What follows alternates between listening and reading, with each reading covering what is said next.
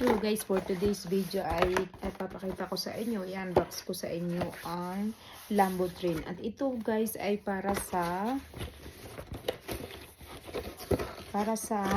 kung ikaw ay may sciatic nerves. Ito napakagaling niya. Ito ganito siyang style, ilagay mo siya sa likod.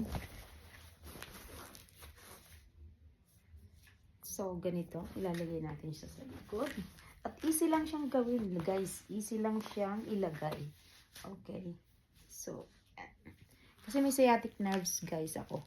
So, ginagamit ko ito, guys. Napakasarap gamitin. So, naalis yung aking sakit sa ganito, sa hips ko.